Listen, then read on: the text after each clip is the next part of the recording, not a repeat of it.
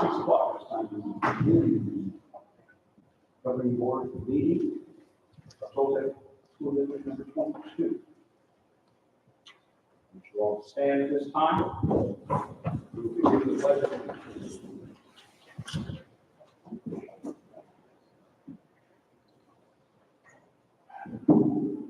Are you?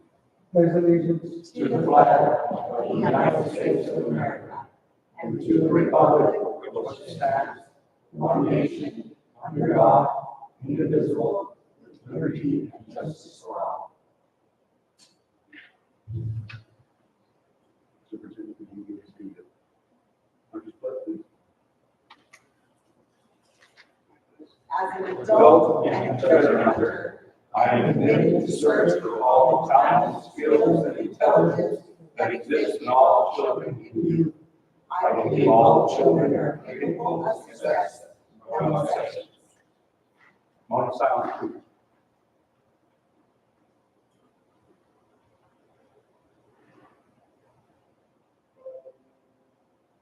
All right, will you see it?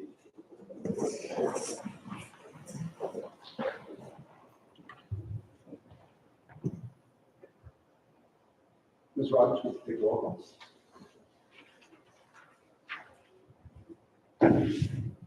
Mark Lindgren, Here. Steve Courtwright, Here. Anthony Levitino, here. Ernest Lopez, Here. David Richter, Here. all present.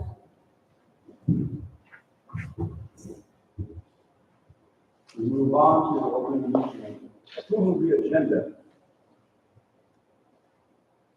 Do I have a motion for the approval of the agenda? So moved. All right, got motion, made motion. Do I have a second? Second. A second by Mr. Richter. All in favor, say aye. Aye. All against? Motion passed. Moving on to the consent agenda. Approval of the action consent items. Do I have a motion?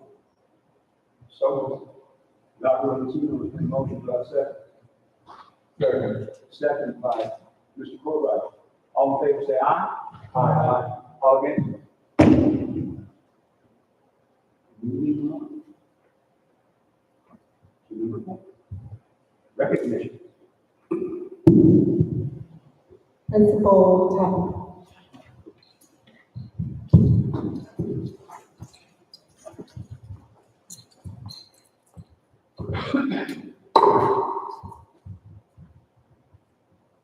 Okay, I'm going to start with Arizona City Elementary tonight. If I can please call our treasure hunter of the month, Ms. Charlotte Lissette.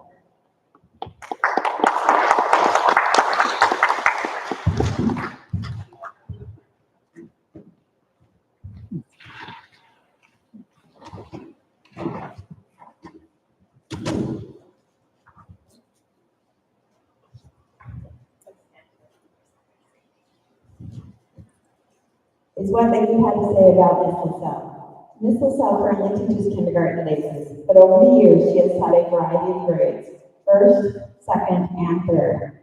Along with her master's degree and experience in Toltec and other schools, her students have benefited. Miss LaSalle approaches every day with a smile on her face and eagerness to help everyone around her. With her determination and loyalty to her students, she deserves recognition as the treasure hunter of the month.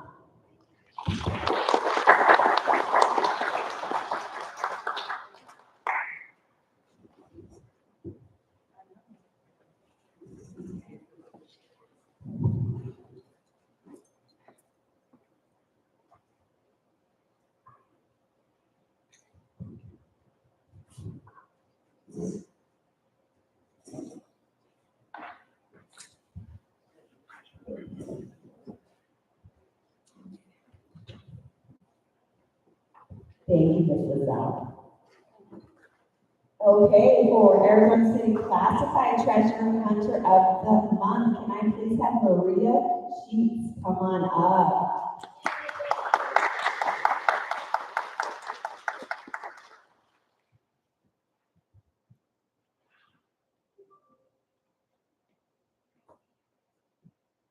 What we had to say about Miss Maria.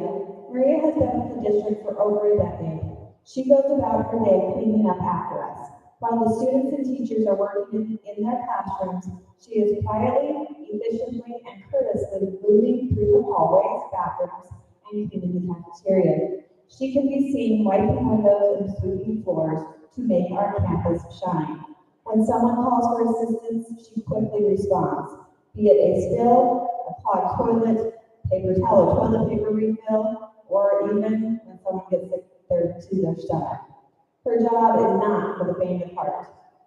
Maria always performs with a cheerful smile and watchful eyes. When the rest of the staff has breaks and vacations, Maria can be found moving furniture and equipment for the deep cleaning that can't be done with students and staff present. ACES is privileged and lucky to have Maria. She is the perfect recipient of our Treasure Hunter of the Month.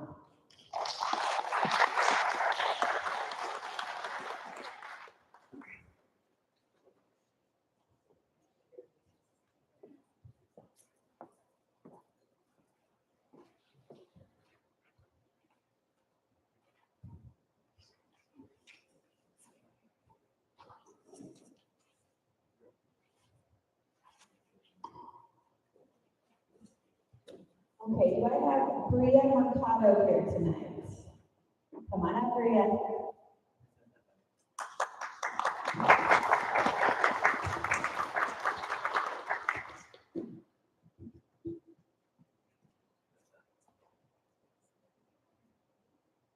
So Bria is being recognized for our K-2 Bulldog of the Month. Bria is a first grade student who is always willing to help her classmates. If she sees someone struggling, she is happy to help them find the page number or understand the math problem.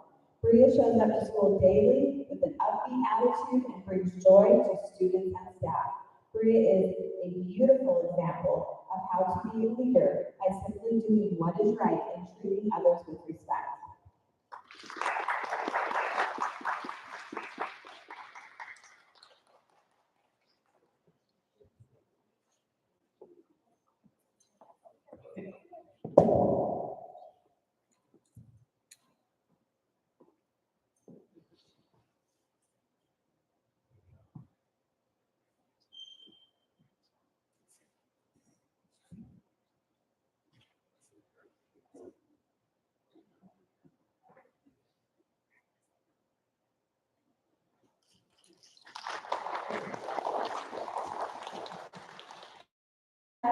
Bernice Lopez here tonight. What? Okay, our next for our 6th through 8th grade Bulldog of the Month. Can I please have Trishawn Barnett come on up?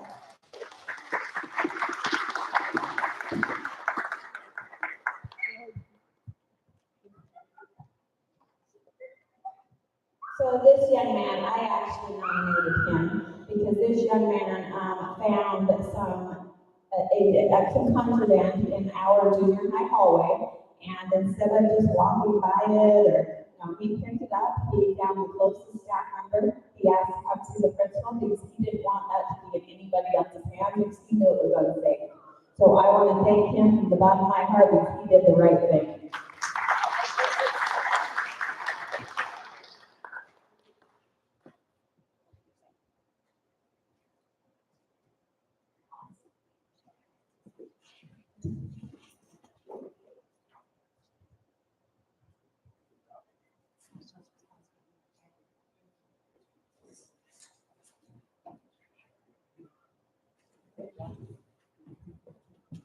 Okay, and our last recognition for Arizona City Elementary is our ACES Kid at Hope. Can I please have Landon join me on stage? Come on up, Landon.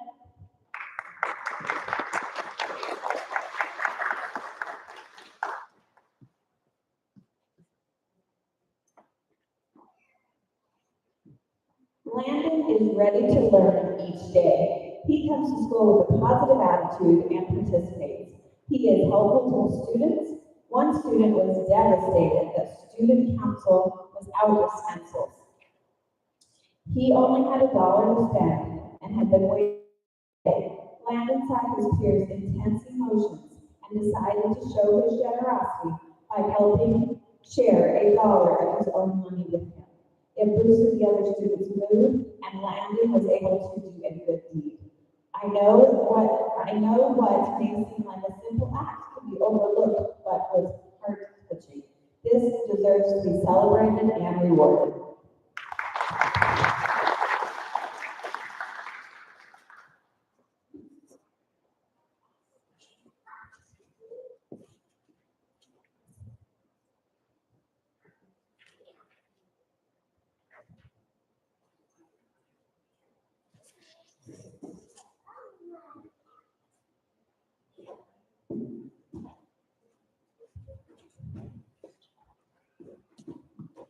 Okay, and I am filling in for Miss Hall, the principal at Toltec Elementary tonight.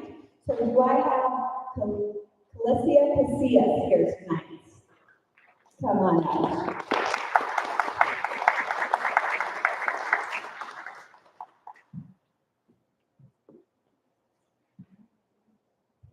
Okay, what we had to say about Miss Calicia. Calicia is new to us at Toltec, but it feels like she has been a part of our school family from the start. Calicia is sharp, knowledgeable, and will help anyone out no matter the task. Calicia has been a huge asset in transportation since the beginning of the school year. In addition to her school duties, Calicia has been riding the bus in the mornings to help with student behaviors and assist with taking kids home in the afternoons. Additionally, Calicia is going to college and helping with our girls volleyball team. Anytime Miss Hall needs anything, she knows that she can count on Calicia. Thank you for everything you do. We appreciate you.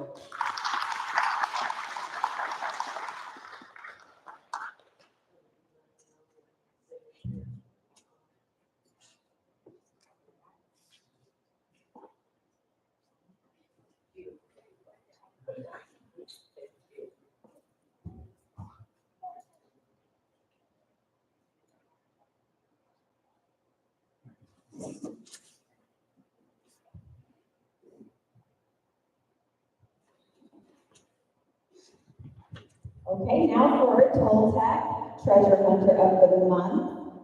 Can I please call Christina Garcia up?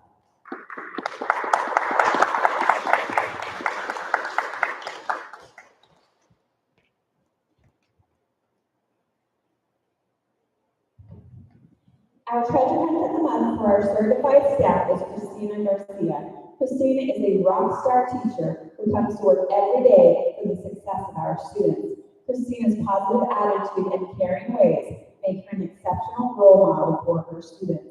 She does fun and educational projects with her students. She communicates effectively with her students' families, and she is a team player.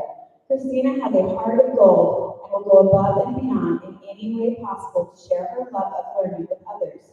When walking into her classroom, you can see a wonderful learning environment in which we as adults want our students in. Thank you, Christina, for everything you do.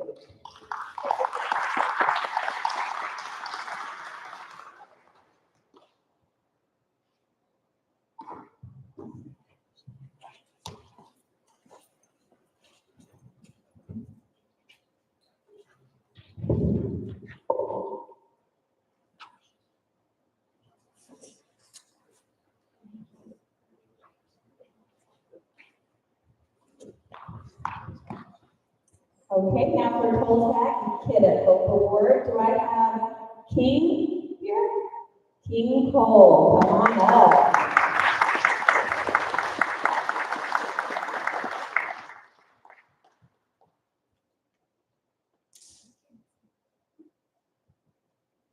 Thank you for taking the initiative to help assist teaching students how to play a learning game during horticulture class.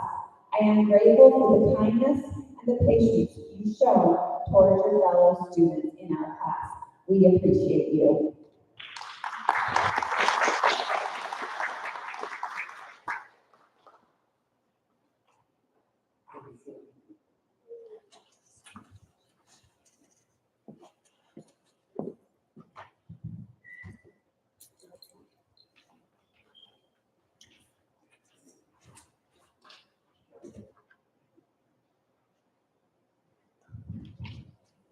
Okay, our next Toltec Tiger of the Month is Corbin Morris. Come on up.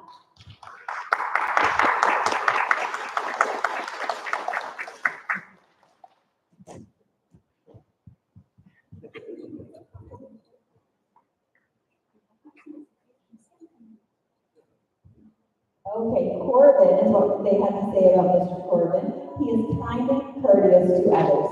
He is quirky, he makes us smile, he works hard, and he gets all his work done. He helps others when he can. He is a joy to have in class. Thank you, Corbin.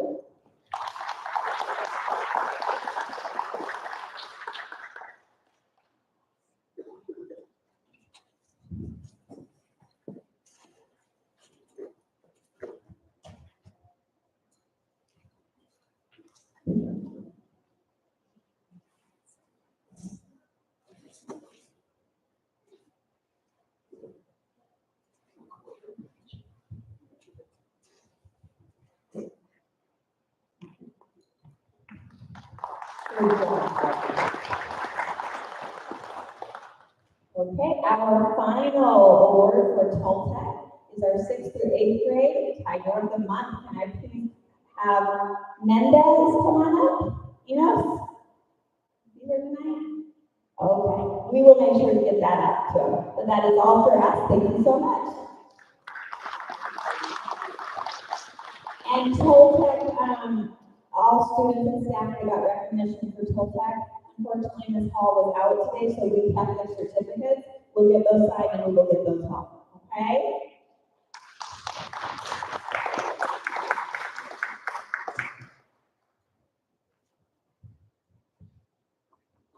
Thank you. We have Sophia Trevino to come up, our 4th through 8th grade academy teacher, online academy teacher. This is just, bigger stuff will just come up. Yeah, just come up, surprise. You're our treasure hunter of the month.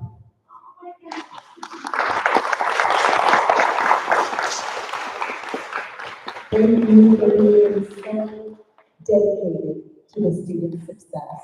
You send updates, and I just appreciate everything that you do. You're awesome. Thank you. It's my pleasure.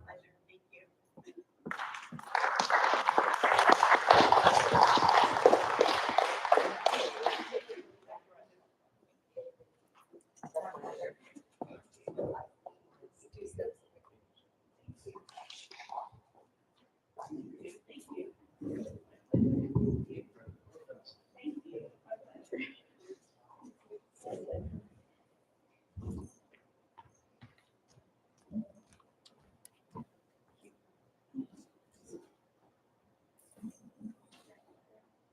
And now it's time to have a pause in place. You're welcome to attend the board meeting tonight if you wish, but I know you have a lot of young ones that need to get home. I do appreciate you being here for your children. It's time for you to, if you wish to leave, you can at this time for your children. Thank you for being here. We appreciate all your time. Congratulations.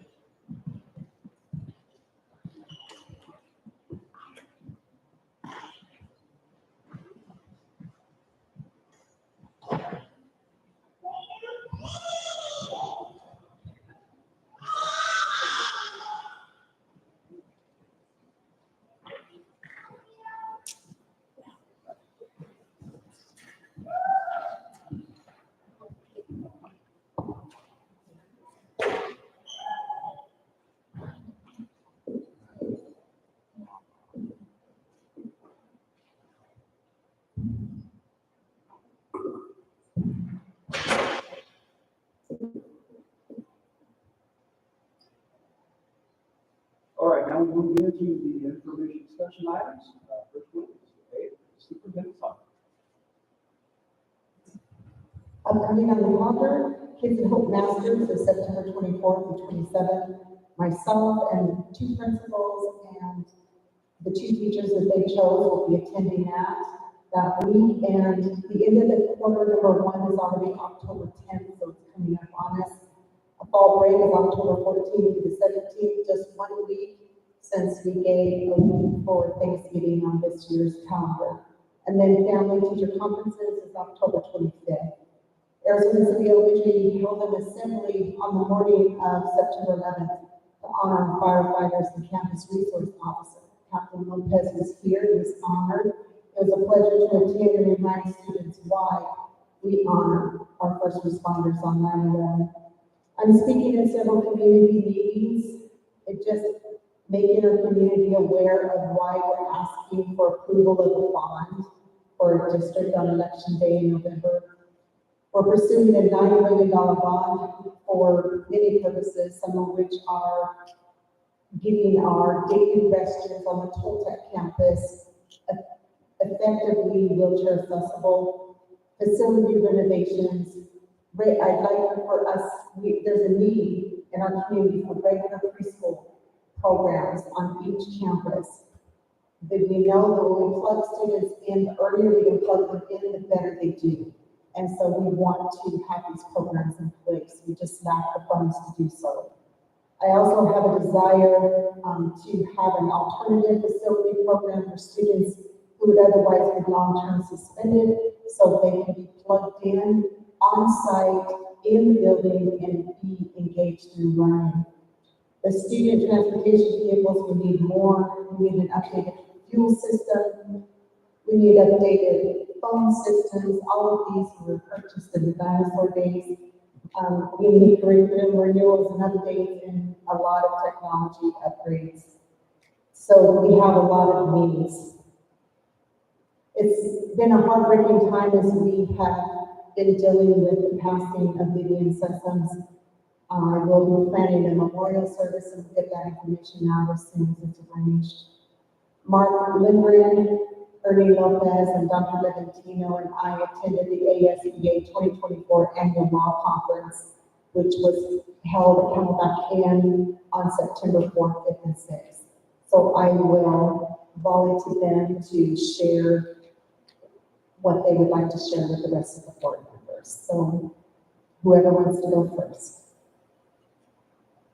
I guess I'll go ahead and go first. My name is first. So, a lot of what they had to do, strangely enough, didn't have to do with what we were about here, which was a lot of AI.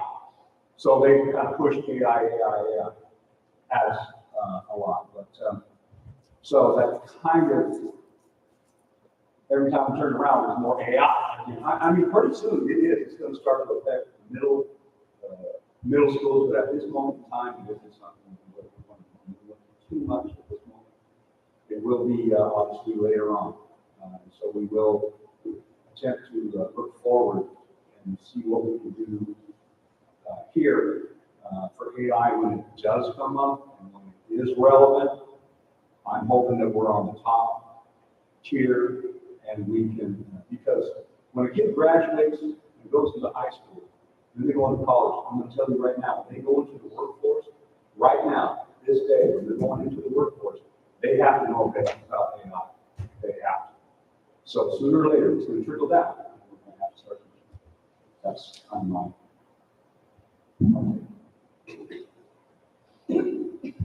Yeah, I would agree with that. I was a little surprised with the emphasis on AI and legal conference.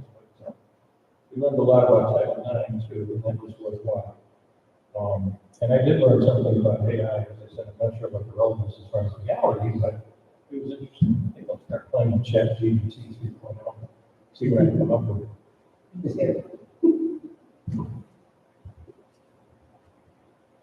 Yes, may I agree with the gentleman here that there was a lot of new stuff for me, and I'm still learning, but can't feel I'm gonna knock it out, one of these days. But yeah, we got to help our students to get with kids and help them to learn the system. And like I said, that next 10 years, they'll probably be now grade school, that like to deal with it. And so on, order it properly. And that's the most of all, is make sure we do it the right way, nothing wrong with it.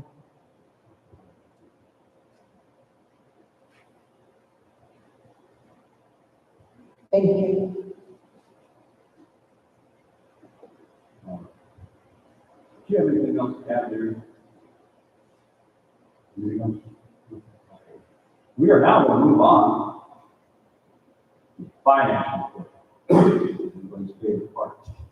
So Dave, take it away. Thank you, Mark. We had, August was our first full month of operation, so the expenses or expenditures were much greater than they were in July. But our run rate, which is typically between $800,000 and $850,000 a month, we're right in line with that $836,000. So no surprises there. The only other thing I'd point out is we were very favorable in the employee benefits area. I mentioned this last month, and that's just because, as the staff and teachers come back, a lot of the medical payments and don't start coming out until later in the quarter of the semester. So that's why it looks favorable, but we'll be working that down here over the next several months. Anything else? That's really, like I said, nothing really remarkable about I like nothing when you say there's nothing remarkable to see them. So I'll refer that to the rest of the board members if they have any questions. Thank you.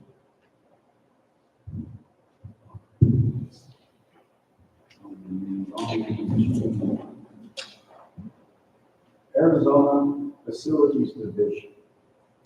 Okay, so, SFD has invited me to write a letter of cancellation for Desert Sun. They gave us the runaround, and I think I explained last time about the unit that we were supposed to have taken care of. So I've been advised to do a letter of cancellation, and we will start our quote procedure again.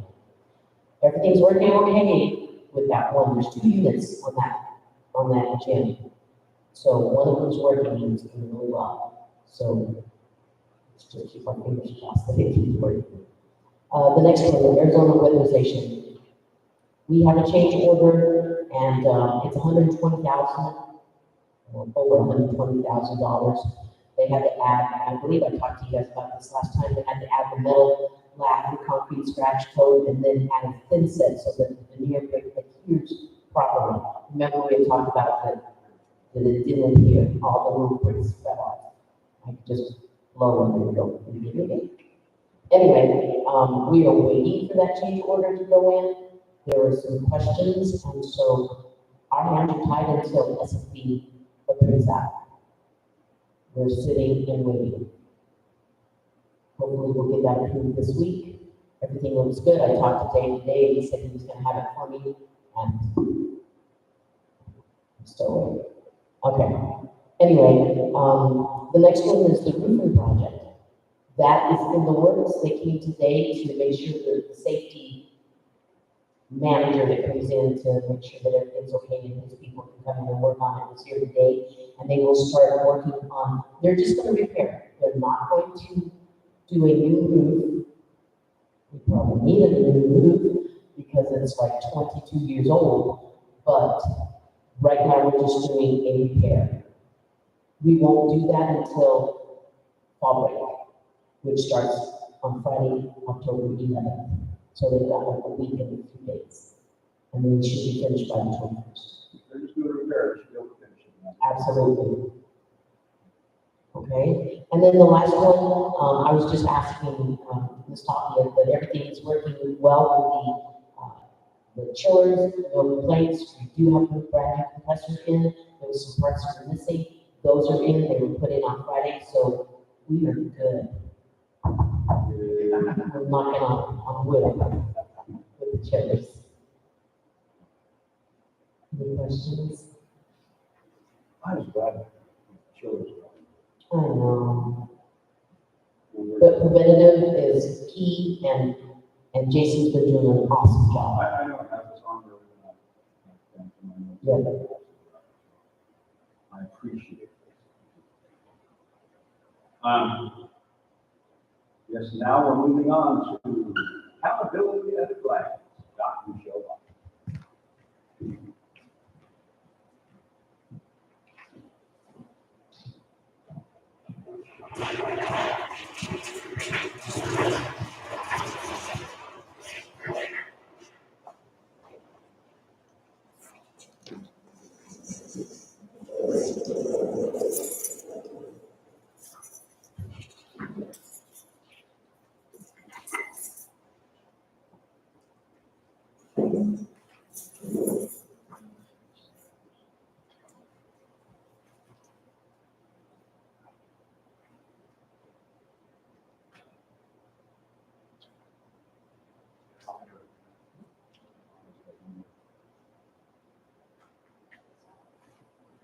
That's got to come up. So I don't think it can.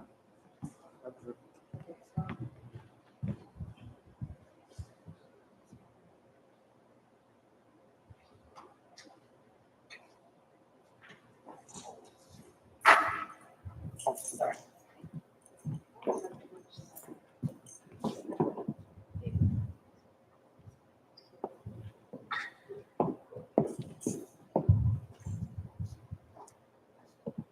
My main focus tonight is, we have a lot of attachments that show, different versions of where our schools are at from our April assessment, spring assessment from last year. And so I was able to compile all those. So I want to make sure that you understand what you're looking at. And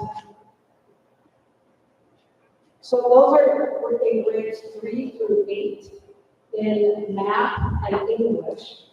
And in science, it's grades 5 and 8. So there's a little bit of difference there.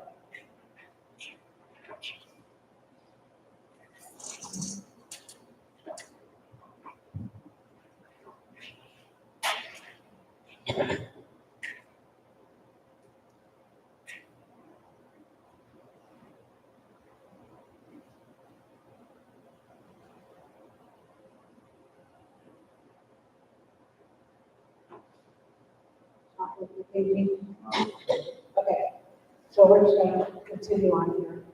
So in the narrative piece to your attachments, I wanted to explain what the 3 graphs were.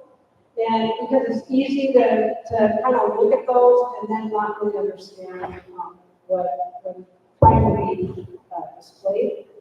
So when you have the, not the graph, but where it has the numbers, so in the top left-hand corner of what you're looking at, there, it has numbers. So it has the number sign on there, and then it has 20, 22, 23, 22, excuse me, reverse it, 22, 23, and then there is the 23, 24. So those numbers correlate to the top right-hand graph. And so the part of that is of where you're seeing pure numbers. So because we had such some growth last year, especially here at ACES, it was hard to compare the actual numbers. So you're seeing in that graph of just the numbers of the students that took the assessment and then where they are, how well they did. So then the graph on the bottom right correlates with the percentage. So you have where the numbers, where it says, I think I had ACES or the TES, and whether it said math or ELA language. And then it had the grade level and then the percentage. So this is where you can actually do a correlation in the sense of how well did our students grow, or even if they did grow from 3rd grade to 3rd grade. So that bottom right graph is a comparison between 3rd grade to 3rd grade for 2 years. All right. So the orange part is for 23, 24 data, and then the blue is from 22, 23. Then on the bottom, where it has the cohort, this depicts the same group of kids from the year before to how well did they grow to the next year. So what you'll notice in the 3rd grade is that for the 22, 23 numbers, you're going to see zeros. The reason why there's zeros is because we don't do state testing for the kindergartners through 2nd grade. So that's why, so the starting point is from the 23, 24. And then we'll have a better comparison next year. So you're going to be having, you should have graphs and the data sets for grades 3 through 8, both schools, and for math and English, and then 5th grade and 8th grade for science. Is there any clarification? It takes some time to go through it.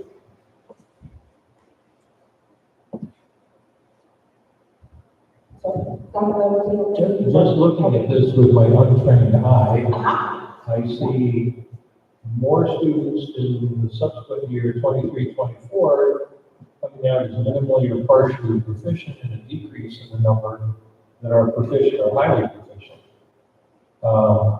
Pretty much across the board, I haven't gone through every one of these graphs, but that's kind of the way it looks, like we're going the wrong way. So this is what, yes and no, because you'll see some changes at the, I want to get up there, shut up. Can I go up there? You want Yeah. Oh, no. And I may need you to change. Oh.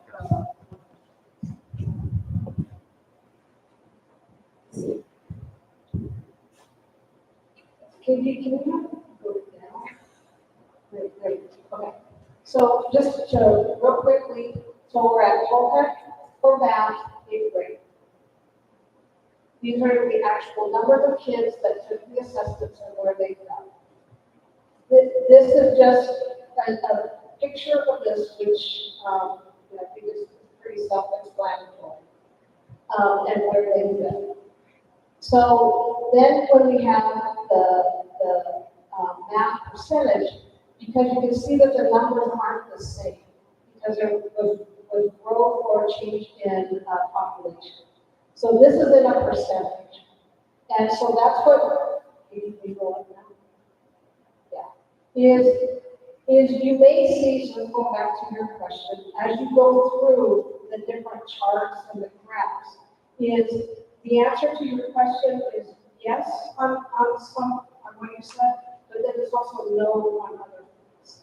So you may see where it starts out of where for this last year, like for this one, there are less minimally proficient, which is good, than the year before.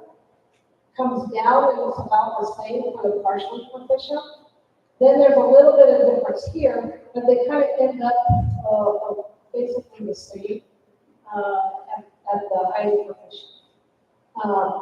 So you're going to see there's the key that I'm noticing with this, which I find kind of interesting, is that we're seeing some movement, but then in a lot of it is that we're kind of seeing the same patterns. So we need to make those changes in the classroom to adjust the patterns. So that's one of the focus areas. And then over here, you can see how that group of kids did the cohort from, what is this one, this one, 8th. So from 7th grade, cohort 7th grade to 8th grade. So they're kind of staying about the same. Now that's the only one. Can you go to TES 8th grade science?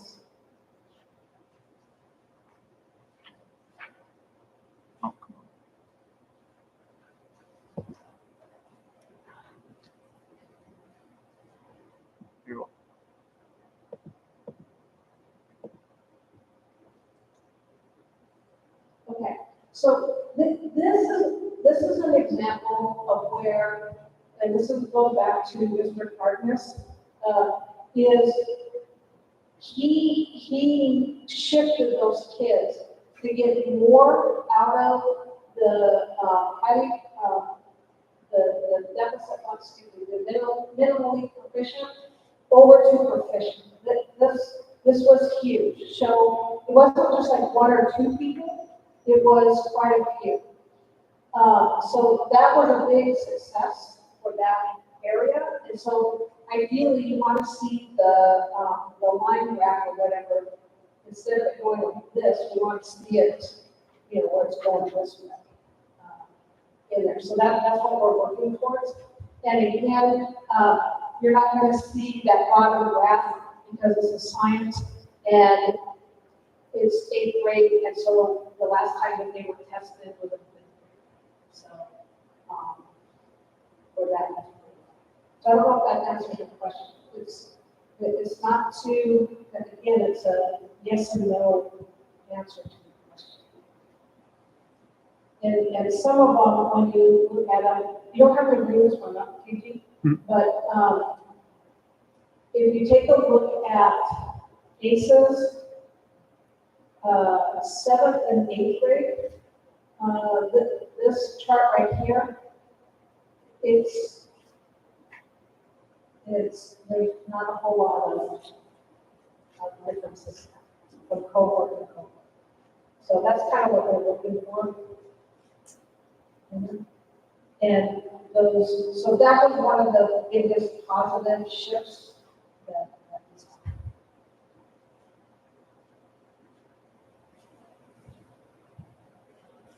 Because the reason why is because you have the minimally proficient is less than, not less than this year, that it's smaller than this.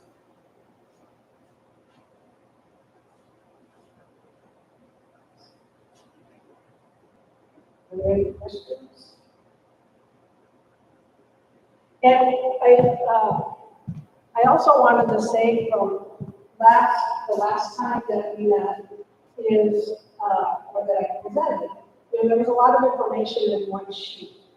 I want to clarify that our data is resembling a lot of different schools, and we're not just looking at the benchmarks when we did our first benchmark. I didn't see this last year, is that we're seeing like the kinders and first graders, because they were caught up in that COVID circle, is that they're starting off a lot better than the ones that were in that 3 years span. So, We're just working our way back from COVID. We're just going back. yeah. We're trying to get ourselves back. And that's a big part of it. Yeah. But we're not, somebody had mentioned to me that, hey, we're 3 years behind. No, we're not 3 years behind.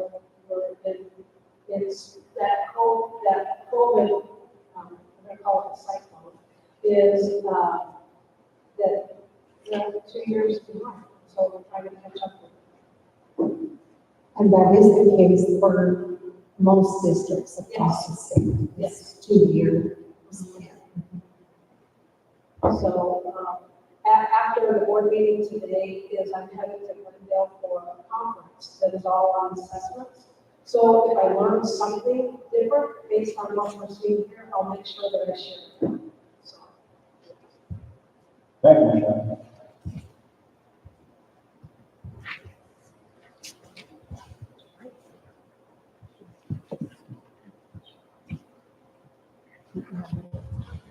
All right, we're moving on to information discussion item E. TSE Online Academy. Sophia.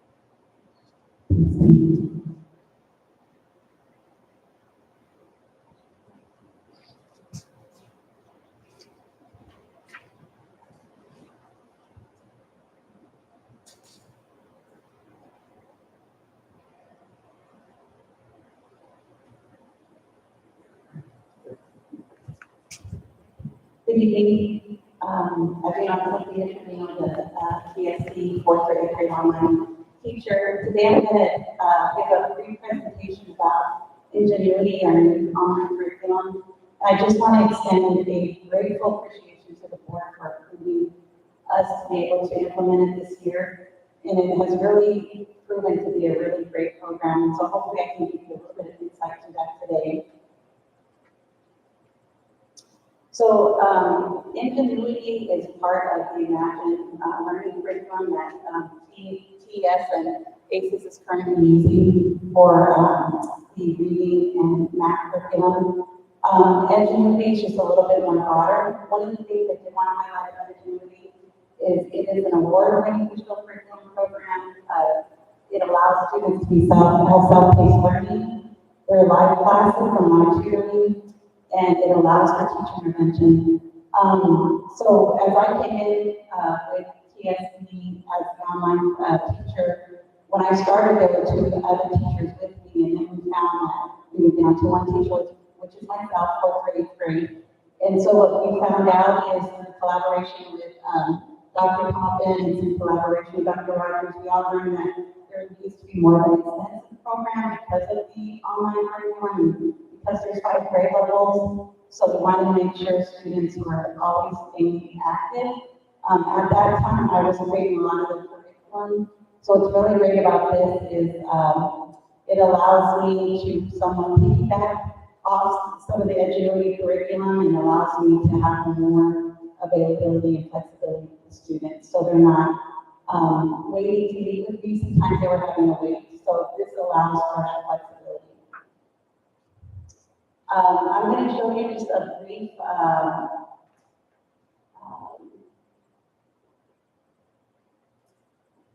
video.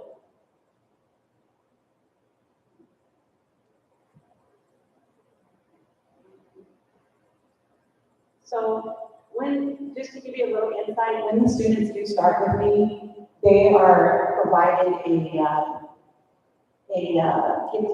getting started flyer that is given to the secretaries, which is the TES secretaries, because that's where the online academy is housed. So when students are going to start with me, they're given the brochure and then to check in with me. And this is part of the process. So I just want to show you what the students are getting when they do meet with me.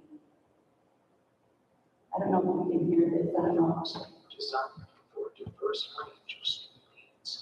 Imagine Ingenuity is an award-winning, standards-aligned digital curriculum that provides personalized learning for students in grades 6 to 12.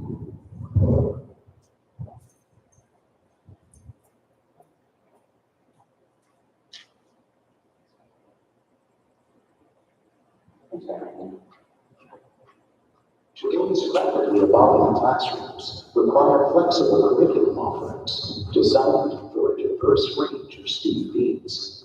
Imagine Ingenuity is an award-winning, standards-aligned digital curriculum that provides personalized learning for students in grades 6 through 12. With over 400 rich and rigorous courses, these customizable units can be completed for original credit, concept. So I want to just briefly stop on some of this. So when you see this, it looks like it is a very involved program because there are actual teachers embedded in the program and they're involved too. The great thing about this program is because it continuously has the student receiving help. So they're getting consistent help throughout their learning. So for example, let's say there's an 8th grader struggling with some Algebra 1 concepts. He can click on a live tutor and get that support. So then when I need to later for intervention, the following day or later that afternoon, whichever it looks like for him or me or the student, I will be able to see where the intervention is needed. And then it's more directed for what is needed for intervention for that particular student. So that's why this is a really great program because it is consistent with an active person that's continuously teaching, and the students get me, and then they get a tutor, and they get another instructor within the program. So it's a really cool. I just want to share that here. And then what it's going to show you here is just what we call like They're the actual templates for the courses that the students go into. So each student has 5 classes that include reading, writing, English language arts, math, science, social studies, and the student has an elective. So 4th through 5th graders have a keyboarding elective, and 6th through 7th have a computer science elective, and then our 8th graders have a digital literacy elective. And what's really cool is our 8th graders are going to be part of a digital literacy series that Dr. Poppins and I are putting together with another kind of a cohort that we're going to do with our 8th graders, which we're going to present later. So the cool thing about this is that students are continuously getting the practice that they need, not only for the standards that are aligned with the program, but they're also getting an elective that's also going to support them throughout their elementary, middle school, on to high school.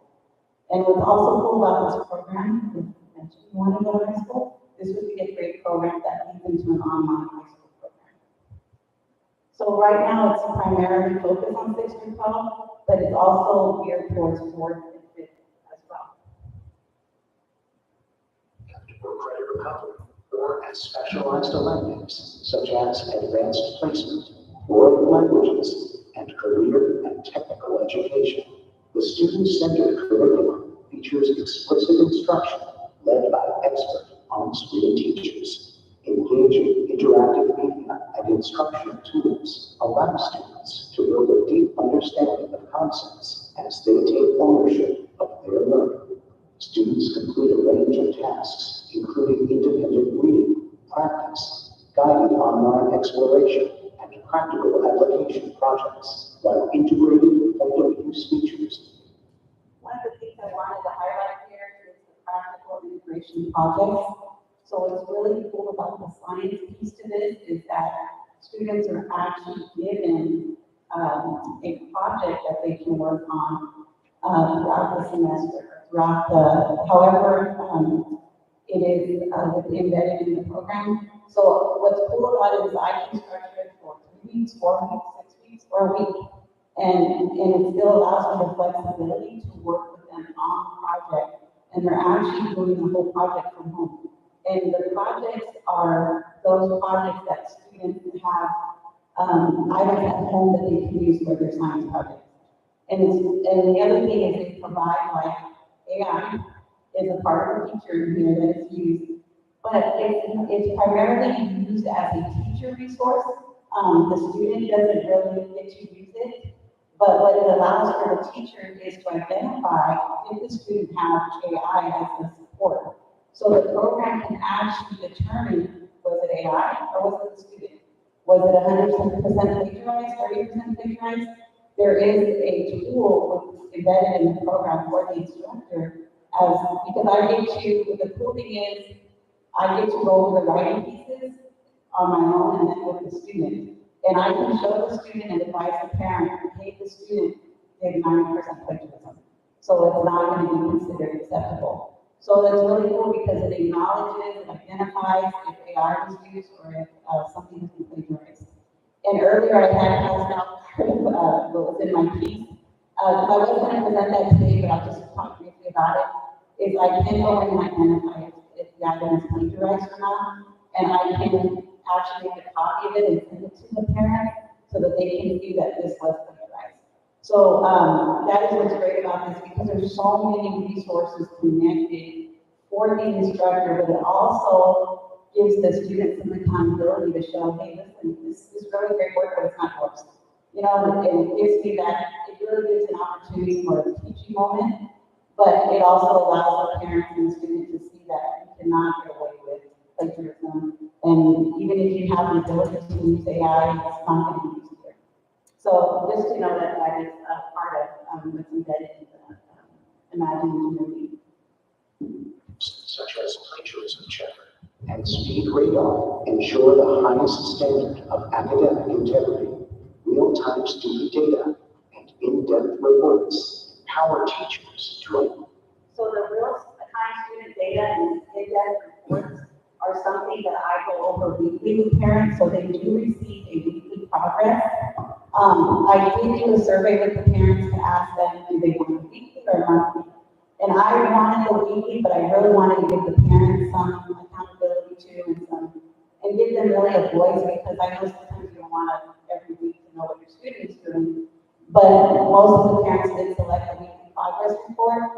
So what's embedded in Imagine Ingenuity is for the instructor that I can select if I want the parents to get a weekly report every Monday morning by 9 o'clock. They'll have a weekly progress report that identifies how long the students spent on the courses and what their overall grade is. And so one of the things that I had to create, there were so many different pieces to make this successful with the students, to onboard it as students are coming into the program. But one of the pieces that I did have to embed in here is advising the families of how much time we want students to spend on the program, because the other part of the process was, while they have this piece, they still need to be live and think through it. You know, because some students would rather just sit there all day and just work on Edgenuity, but they also know that they're meeting with me throughout the week as well. So there's continuous live sessions, and then there's continuous sessions where they work independently as well. Identify gaps and personalize learning. Imagine Ingenuity is designed by educators, tested by students, and built to enhance teaching by driving meaningful learning breakthroughs. Expand your course offerings and give students more choices with Imagine Ingenuity. Thank you, Martin, that's it. Were there any questions before I move on with the rest of the PowerPoint? Is this something that's being used now, or something that's being proposed, or? It is something that's being used now. We started using it the third week of school as students were onboarding to the online program. So it's something we just started using this school year. What grades is this in? 4 through 8. And who gets picked to use it? It depends, it varies. In the beginning, typically it's students that are wanting to get an online learning platform. So a student would go to TES and ask about the online academy, and then if they choose to be online rather than in person, then they'll get enrolled into the online program. The other way it happens too is for those students that are suspended or have some expulsion that happens, and they need to have curriculum while they're away from school. Those students also get transitioned to the online platform. So they're still getting, they're still learning just online rather than in school because they've been suspended. So it's those two options typically, is if the student wants to join the online platform, and for those that get transitioned because of discipline issues. How long has this been used? Here. Here, just, I would say just in the last 2 months. But we do use Imagine Learning. This is a program that is implemented by Imagine Learning. So it's just one of their other programs that they offer under the Imagine Learning umbrella. So right now, TSE has Imagine Learning Math and Imagine Learning Reading. And this is just an extension that has actual courses embedded in the program for online learners. And so this student view it kind of just gives some insight into what the student sees, and I do have conversations with the students because some of it can be a little rigorous for them. And so the great thing about this particular program is I can modify it for the student as well, which is a great piece because we do have students that come in under an IEP structure. And so for me, I work with the student and the parent to really make sure that I'm touching the IEP, what's required for the IEP. So this allows for that as well, and the flexibility if you have to modify anything for the particular student curriculum. The other thing I mentioned is live tutoring and the progress reports. I continuously have parent-teacher student collaboration throughout this particular program, only because students can easily get distracted if they're not following a schedule, and they can fall a little bit behind. And so I always continue to work with the student and the parent. This is from the teacher view. Just kind of just highlights what I had mentioned earlier, the live tutoring and the flexibility for instruction and intervention. This, for me, what I've learned these past few years as a teacher for the online platform is intervention is so needed throughout the program, even when students, I feel like they've gotten 4 steps ahead, then I find, wait a minute, we need to go back to intervention again. So this program really allows for that piece, and I love that because it really gives me the opportunity to work with students in a smaller group setting, and it also allows me to work with one in a one-to-one setting. And I don't have parents in any of my classes when I'm teaching live, but for intervention, if I'm working with a student and the parent is also concerned, because I've had parents say, I don't know how to teach algebra. I didn't learn algebra. I don't know how to teach algebra. And so I ask the parent, hey, if you're more than welcome, if it's okay with the student, because one of the things I tell the parents is I always want the student to feel comfortable if they're struggling, and I want them, if it's just me and that student, I would want them to feel comfortable, say, hey, I don't know pendulums, I don't know how to work on algebra one topic, so I need help. So if they're comfortable and I say, hey, can mom or dad join us, or a parent or guardian, and you can show them how to work out the problem. So if I'm not available to help you, because maybe it's after classes, then you have some support at home too. So what I like about the intervention piece is because it allows me to work with both the parent and the student, because it's structured and it can be, modified or it's flexible. I do like the weekly progress report as well, because the parents are always aware of what their student is doing and if they're on track or not.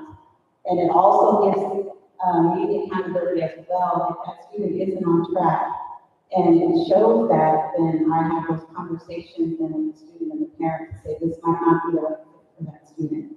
Because we've had those students that want to be on the online platform, they get ready and they're ready to go, but then they start falling behind, and I have to really push for that, for them to be more, structured. The other thing I was going to mention, what I have found these last couple of years with some of the disciplinary problems is they've actually done much better on the online platform. Most of them, there's still some that do struggle, but for those that have come on from a disciplinary issue and now online, it seems to work really well with them. And I don't know if it's because it's a little bit more structured and there's more flexibility with my time to work with 2 or 3 students or 1 rather than 30, even though I have 5 grade levels. But it does allow for me to have that time with the student. So that's what's great thing about the program. With that said, this is the schedule. I'll bring it up.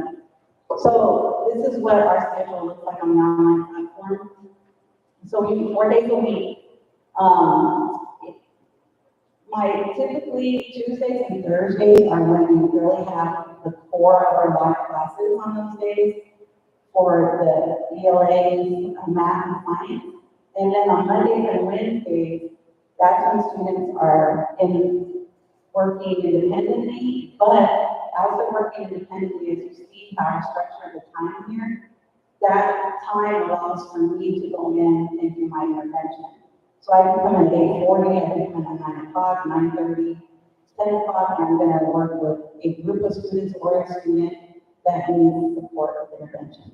So throughout the week, I'm working live with students, and then 2 days out of the week, they're getting core teaching from me, but they're always seeing me through the week, in some form, whether it's intervention or a live class.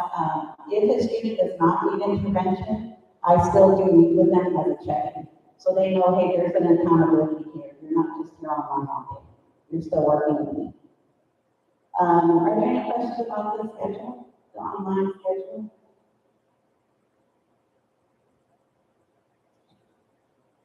So the last thing I was just gonna mention is, to show you what that looks like for me when I go in and work with the student.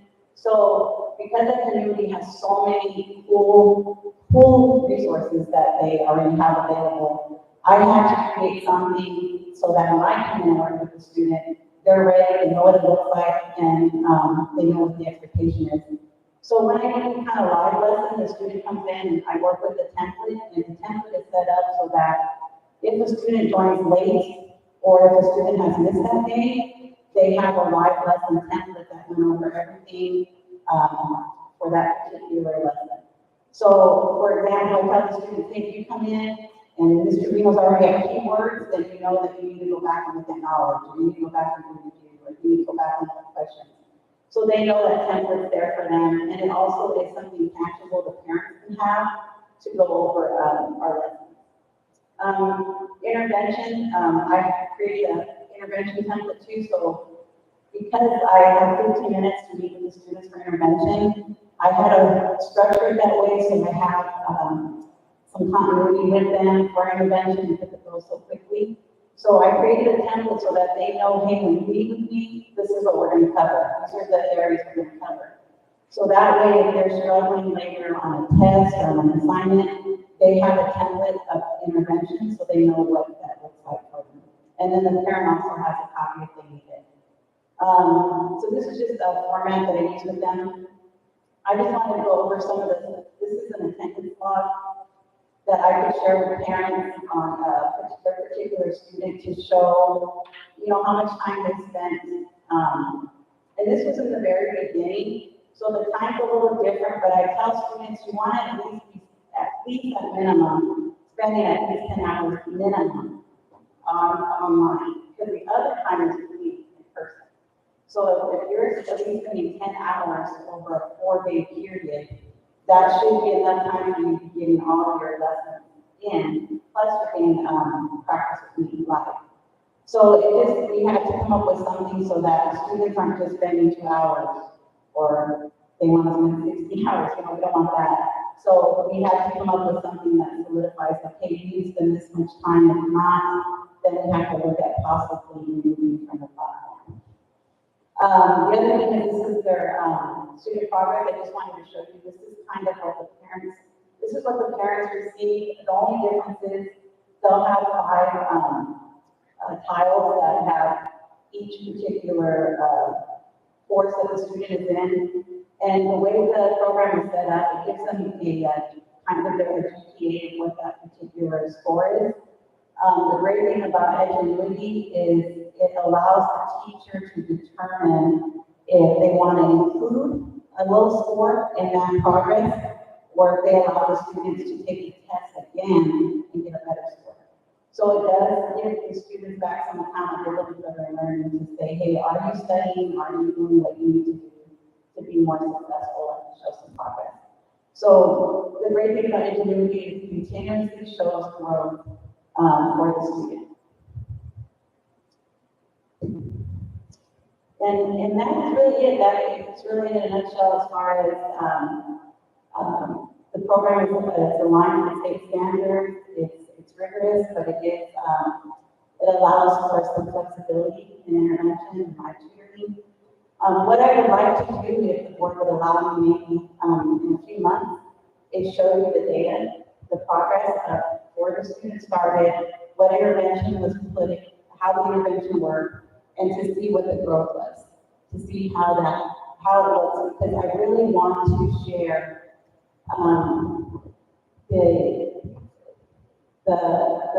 the strength behind this program.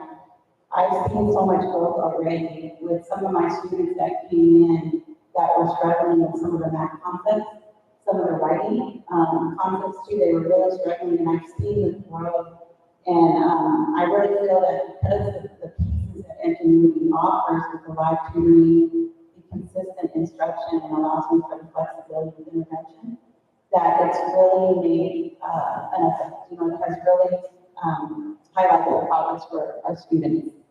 And it's something that is very easy and adaptable for them, and it's easy to use. So that's the other thing that parents have really enjoyed it as well. Some of the students that I picked from last year, really like the program because it allows them to have some flexibility and accountability. 12 students, 6th through 8th grade. I don't have 4th and 5th right now graders, but I do have 6th through 8th grade. Typically by February, March, I'm at about 20 students. Yeah, so the beginning part of the semester, it starts low, but then by fall break and Christmas, I get more of my students and coming back after January, I'll get like 5. I've had, at one time, I had 10 students enroll in 1 week, you know, and some of them are coming from behavior, some of them because they decided the next semester they want to be online rather than in person. But I would say on average, I have anywhere between 10 to 15, 4th or 8th grade, you know, students. How does it track with the, let's say, the